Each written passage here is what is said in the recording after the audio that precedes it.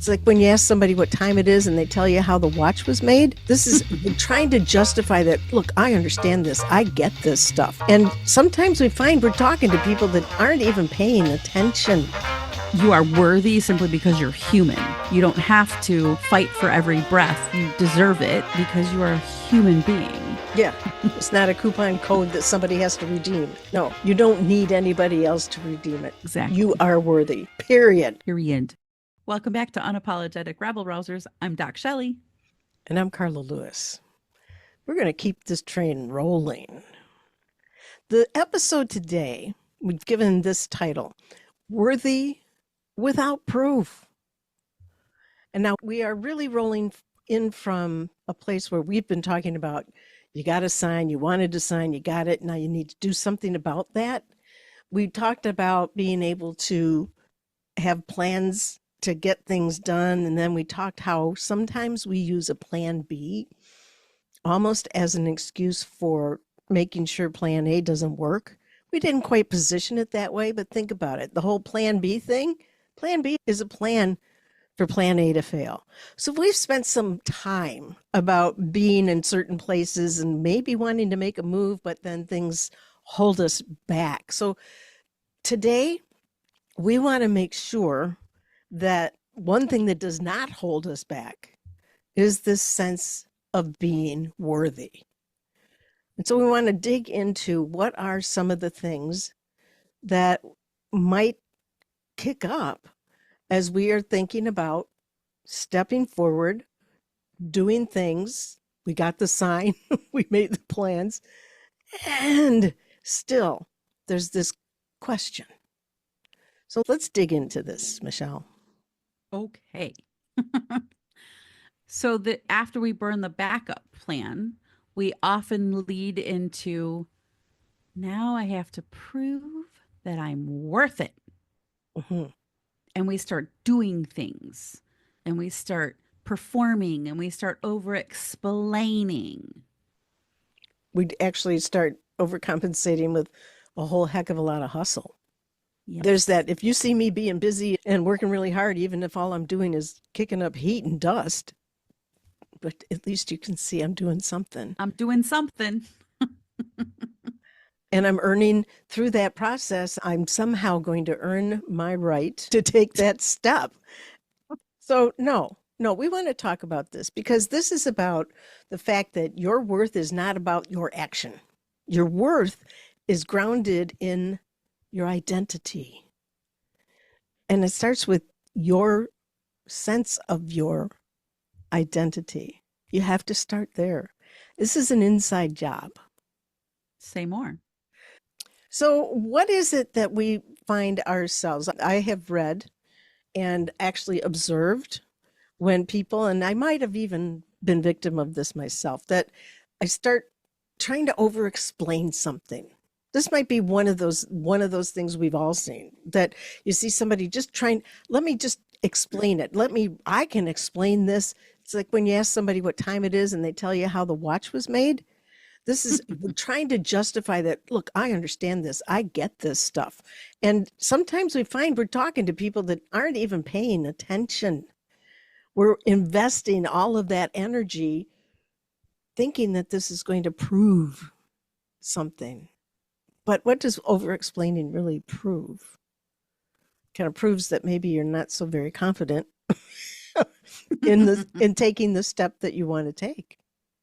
Yeah, I think that the act of over-explaining is really, it's that sign that you're stuck in some sort of loop, right? And I also think over-explaining is a trauma response, and that helps us manage rejection or feeling safe in spaces where you have typically been not wanted. Having been a female in a male-dominated industry, there's been a lot of rooms where I didn't necessarily feel safe.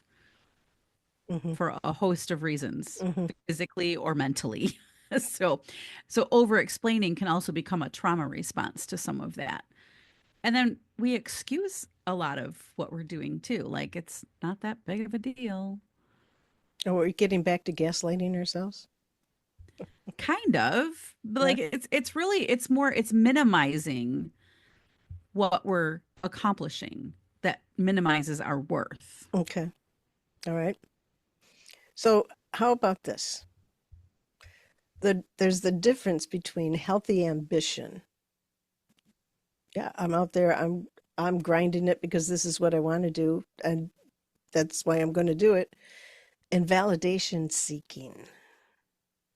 So, if I'm out there grinding and I'm just looking around to see who it is that's noticing, and if I have to, if I get a little bit louder about the the grinding that I'm doing versus being just really ambitious, being very in a healthy way ambitious about delivering, about being, about doing what it is that really matters to me. Between that and validation seeking, there's an ugly in between there. Back to our liminal stuff.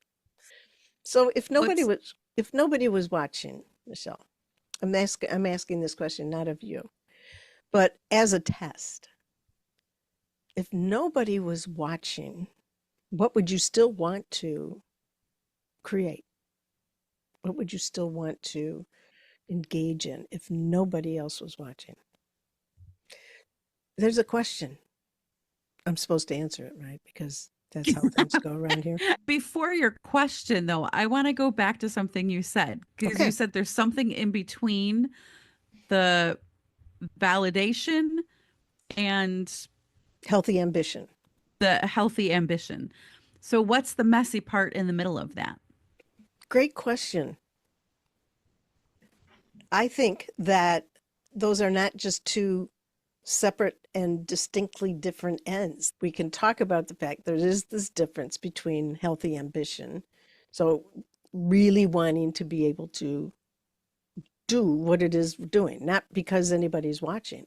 The other side of that coin is the validation seeking. So, if you're doing something and wondering if anybody's noticing, that's a whole different that's a whole different game. That isn't about feeling worthy in any way, shape, or form. Just looking to make sure somebody notices. And maybe by being noticed, I can matter.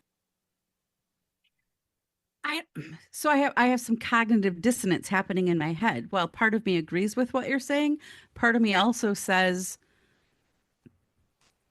if I'm trying to impress somebody because and this goes back a little bit to the worth, but maybe not. I don't know. I got to kind of talk myself through this. You have somebody that you report to at your job. You want them to know you're doing a good job. So, of course, you're going to do things that they can see, but it's not necessarily seeking self worth. It's showing I am capable. I know what I'm doing. I can bring it to whatever this proverbial table is versus somebody who's doing it to prove they're the smartest person in the room. Like I think there's like levels of this, if that makes sense. I It don't may, know if it's clear black and white of ambition versus validation. Because I think there are times where we do seek validation, but it's not about my self-worth. okay. Does that make sense? Oh, you always make sense. That is a lie. So now I have to come up with two truths, right? No, so so yeah, let's chew on it just a little bit more because your scenario was I have a job, I have responsibilities. My leader has set expectations about me doing my work. And because I have an internal set of values, then I'm going to give it my best every time. And I'm going to do the work that I'm expected to do and probably go beyond because that's my calibration, not because it's expected of me, though what we do is train people to expect more, but let's forget that for a moment. But I'm when I see this notion of validation seeking, I know I'm going to either get approval for the work that I've done or I'm going to get correction. So I don't know that doing that with healthy ambition, doing that good work that I'm actually looking for validation. I am looking to say, did I meet the need or not? Now, I Hmm. may just be being very obtuse about the whole thing. Also, because I haven't worked for somebody for quite some time. So there could be that maybe Well, that's you gotten work over. for you I do work for me. And we and you have some work for your clients. and we have some very interesting conversations, me, myself, and I. But I'm sure you do. yeah, yeah. Like So if I go back to the workplace, I just had this conversation with someone the other day who is in that space of trying to prove themselves, I think to themselves and to the people that hired this person. mhm, And I'm trying to get the point across that you are worthy. You've already earned the spot. They hired you.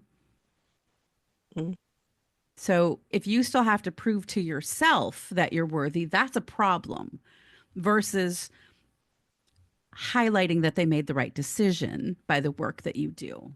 mhm, So I think it can be a subtle difference because I don't know that much will change for her in terms of what she is doing versus the internal thought process around why she's doing what she's doing. mhm. Okay. Because she does not think she's worthy of the job. It was a long shot. And it was kind of like, oh, I know it's a long shot, but I'm going to try to go for it anyway. And so when I said you've earned your spot, that threw her for a loop. It's Okay. like they hired you, they know you're capable. She has to prove it to herself now versus I think they know. They saw something, that's why they made her an offer. And now she's like, why would they give me this job? That's a really interesting dilemma, isn't it? That you put yourself out there without expectation, evidently, that it would be well received, and then it was. It's like, oh shit, that worked. Or Yeah. now what? Yeah. Can I really? That immediate kind of dissolving into self doubt Hmm. once somebody has come forward and said, you know what? You are our choice for doing this work. We're very glad that you're here. Hmm. Oh, thanks. Now what? Yeah. Yeah. Now what? And it's like if you always feel like you're not enough, you're gonna overwork yourself. You're gonna, I mean, if you're an independent worker, you're probably gonna undercharge for your services. You're gonna stay quiet. You're gonna shrink. And I've seen people do that in the workplace. One of Yes. the things that I have done when people have started to work for me is I give them a little, I always send flowers and I give them a card explaining why I hired them and what I'm looking forward to them executing on. And you Every can't, person that I've done that for has never forgotten that. One of my employees at the time called me in tears and she was like, "This is the most beautiful welcome to a job I've ever had." well, it I was is. like, "Well, you're welcome. But this, like, I just want you to know, like, I just didn't hire a body. I hired you. And I hired you for a very specific reason." Yeah, well, that I hope people take notes of that. That's a really So lovely I approach. took away that I don't know if I'm worthy of this job for them. You are worthy. This is why I hired you, and Hmm. this is what we're going to do, and we're going to have some fun along the way. So I kind of took that piece, tried to eliminate that piece of the new job jitters Hmm. of, God, should I really be here? Am I the right person for this seat? Yes, because you were hired. Hmm. Yes. And I think it just comes back to the full circle loop here of you are worthy simply because you're human. You don't have to fight for every breath. You deserve it because you are a human being. Yeah. Your worth isn't a coupon. It's not a coupon code that somebody has to redeem. No, you don't need anybody else to redeem it. You Exactly. are worthy. Period. Period. If you wouldn't make somebody else prove their right to be able to breathe. So why do you do that to yourself? Why indeed? So why do we? I think we do it for a lot of reasons. And I think there's some people who benefit from you forgetting your worth. Hmm. So you get supported when you forget your worth, so that Supported people in will the, keep you small. okay, okay. I just wanted to clarify that. So being supported in that means that kind of perspective and positioning is encouraged Oh so yeah. that we, to the point of keeping someone small. Yeah. If I keep you quiet, I keep you small, I keep you in a circle of self-doubt, then you're going to constantly feel like you're not enough. So you're going to be quiet. You're not going to challenge. You're probably just going to do whatever you're asked of to do. So we titled this section, this episode, Worthy Without Proof. And maybe it's worthy without proof demonstrated by others. But I think part of feeling worthy is that knowing that no, I've got what I am. I've got, it's up to somebody else to decide whether or not they want what I have in their world, but that doesn't make me any less worthy because I do breathe, because I am here, because for some reason I'm on this planet. But that worthiness, what is it we can do to nurture? What is it we can do to reflect on the things where we're allowing ourselves to have our worth chipped away at from in? I don't know that it's always inside. Like that's a big part of it. And I think there's also external factors that reinforce that chipping away of what's on the inside. And I think it's reminders that you are not selfish for taking up space. You are enough no matter what you're doing. And I mean, I'm all about self improvement, but I'm enough without it. For myself, I want to continually improve. I want to continually get better. I'm a learner, so I continuously want to learn. That doesn't mean that I'm not enough where I'm at right now. I am human. I am a respectful human most of the time. And therefore, I deserve whatever it is I have. I am worthy of it. So it's a mental mind shift. It's daily reminders, it's journaling, those types of things. Then just know that you do not need to prove your worth to anyone. You are your worth. Oh, that belongs on a bathroom mirror and a bumper sticker. Wow. Well, with that, I'm Carla Lewis. I'm Doc Shelley. If you like what you hear, share it with a friend, leave us some reviews, and tune in next week for our next episode. Your worth is not about your action. Your worth is grounded in your identity. Know that you do not need to prove your worth to anyone. You are your worth.